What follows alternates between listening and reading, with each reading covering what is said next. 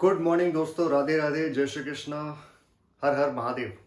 दोस्तों, माँ सरस्वती के आशीर्वाद से आज हम राजस्थान सेवा नियम RSR की पढ़ाई हम आज से चालू करेंगे। और आप मुझे कमेंट में बताना कि हम इन क्लासों को रेगुलर लें या यहीं पर स्टॉप कर दें, क्योंकि आपके जो सुझाव हैं वो बहुत ज़रूरी है कि हमारे जो पढ़ाने का तरीका है वो कैसा है और आप किस तरह उसमें बदलाव चाहते हैं। प्लीज़ कमेंट करके ज़रूर बताएं। और आप अगर जूनियर अकाउंट की तैयारी कर रहे हैं या राजस्थान के गवर्नमेंट एम्प्लॉई हैं और या कंपटीशन एग्ज़ाम की तैयारी कर रहे हैं और आप राजस्थान के गवर्नमेंट कर्मचारी बनना चाहते हैं भविष्य में, तो ये आपके लिए बहुत ही लाभदायक है और आपको इन नियमों की जानकारी होनी चाहिए, ताकि आप जब सेवा में जाएं तब आपको इन नियमों के बारे में किसी को पूछना ना पड़े और आप अच्छे से इनकी जानकारी प्राप्त करें और समझ लें। तो दोस्तों, RSR राजस्थान सेवा नियम, जो कि भारत के संविधान में अनुच्छेद 309 में इसका उल्लेख किया गया है और इसको लागू किया गया है 1 अप्रैल 1951, जब राजस्थान का एकीकरण चल रहा था। और इसमें टोटल चैप्टर हैं 16 और जो नियम हैं वो 167। 16 नियम में से हम टोटल 9 चैप्टर पढ़ेंगे। जो 16 चैप्टर हैं उसके अंदर हम 9 चैप्टर पढ़ेंगे और इसमें एक नियम जो है वो 12वां चैप्टर विलोपित किया गया है, जिसमें नियम 127 से 140 जो कि हमें नहीं पढ़ने हैं, वो हमारे सिलेबस में नहीं है, लेकिन हमने इसको यहाँ पर लिख दिया है। उसको हम कॉलम में लिख लेते हैं ताकि कंफ्यूज ना करें। ये हमें जूनियर अकाउंट के सिलेबस में भी फिलहाल हमारे अंदर नहीं है, ठीक है। चैप्टर फर्स्ट की बात करते हैं, परिचय। नियम 1 से 6 उसमें पूरा परिचय दिया हुआ है। उसके बाद है चैप्टर 2, परिभाषाएं। नियम 7 के अंदर हम सारी परिभाषाएं पढ़ेंगे। चैप्टर 3 के अंदर सेवा की सामान्य शर्तें। नियम 8 से 23 तक सेवा की सामान्य शर्तें के बारे में पढ़ेंगे।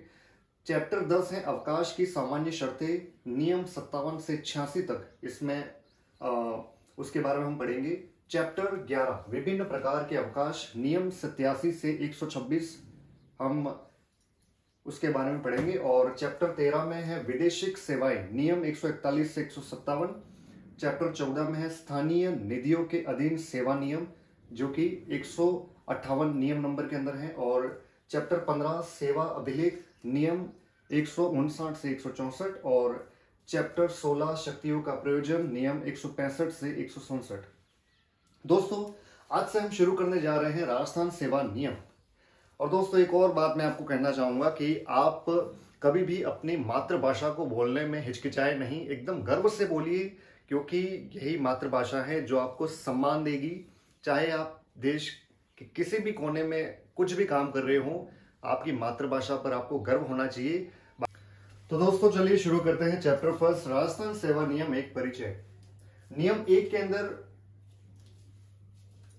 राजस्थान सेवा नियम राजस्थान के राज प्रमुख द्वारा संविधान के अनुच्छेद 309 के परंतुक यानी कि प्रोविजो में दी गई शक्ति के क्रम में 23 मार्च 1951 को राजस्थान सरकार में कार्य करने के लिए राजस्थान सेवा नियम जारी किए, जो 1 अप्रैल 1951 से लागू है। तो दोस्तों, जैसा कि मैंने आपको इंट्रोडक्शन में बताया था कि अनुच्छेद 309 के अंदर इनका उल्लेख किया गया है। और जो राज प्रमुख है, राजस्थान के जो राष्ट्र प्रमुख यानी कि वर्तमान में उसे हम राज्यपाल कहते हैं, जो कि एकीकरण से पहले राज्यपाल का जो दर्जा था उनको राज प्रमुख कहते थे। तो दोस्तों, 23 मार्च 1951 को राजस्थान सरकार में कार्य करने के लिए राजस्थान सेवा नियम जारी किए, जो 1 अप्रैल 1951 से लागू है। ये हमारा सामान्य परिचय नियम 1 के अंदर हम पढ़ रहे हैं। उसके बाद हम नियम 2 के अंदर जाते हैं। चैप्टर 1, राजस्थान सेवा नियम 1, परिचय। नियम नंबर 2, लागू होने की सीमा। यह है लागू होने की सीमा नियम 2, जिसके अंतर्गत राजस्थान सेवा नियम उन सभी कर्मचारियों पर लागू होंगे जो राजस्थान राज्य से संबंधित पद या सेवाओं में नियुक्त किए जाएंगे और जिन पर राजस्थान सरकार का नियंत्रण होगा। और क्या है, यह नियम उन पर भी लागू होंगे जो कर्मचारी 1 अप्रैल 1951 से पूर्व अन्य रियासतों में थे और उनके द्वारा राजस्थान सरकार की सेवाओं में आने का विकल्प दिया गया था। तो दोस्तों नियम 2 आगे क्या कहता है, लागू होने की सीमा। हमने पढ़ा कि किन किन पर ये लागू होंगे, यानी कि 1 अप्रैल 1951 से पूर्व जो रियासतों में शामिल थे उनको भी हमने देखा कि उन पर भी लागू होंगे ये नियम। लेकिन आगे पढ़ेंगे नियम 2 के अंदर, परंतु निम्न पर ये नियम लागू नहीं होंगे। किन किन पर ये नियम लागू नहीं होंगे उसी के बारे में हम और आगे चर्चा करेंगे नियम 2 के अंतर्गत। तो पहला पॉइंट है, ऐसे कर्मचारी जो केंद्र अथवा राज्यों से प्रतिनियुक्ति पर आए हों उन पर ये नियम लागू नहीं होंगे। पॉइंट 2 है, राजस्थान उच्च न्यायालय के न्यायाधीशों पर ये नियम लागू नहीं होते हैं।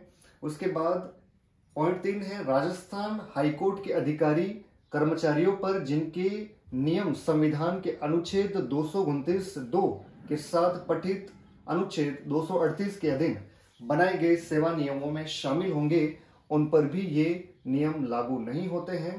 पॉइंट 4 है, अखिल भारतीय सेवा के सदस्यों पर यानी कि IAS, IPS, IFS जो ऑफिसर हैं उन पर भी ये नियम लागू नहीं होते हैं। उसके बाद पॉइंट 5 है, RPSC के अध्यक्ष व सदस्यों पर जिनकी सेवाएं संविधान के अनुच्छेद 318 से शासित होती हैं उन पर भी ये नियम लागू नहीं होते हैं। पॉइंट 6 है, अनुबंधित कर्मचारी या संविदा कॉन्ट्रैक्ट पर जो कर्मचारी होते हैं उन पर भी ये नियम लागू नहीं होते हैं। पॉइंट 7 है, वर्क चार्ज कर्मचारी। और पॉइंट 8 है, ऐसे अन्य सभी कर्मचारी जिनकी सेवा शर्तें अनुच्छेद 309 से शासित नहीं होगी उन पर भी ये नियम लागू नहीं होते हैं।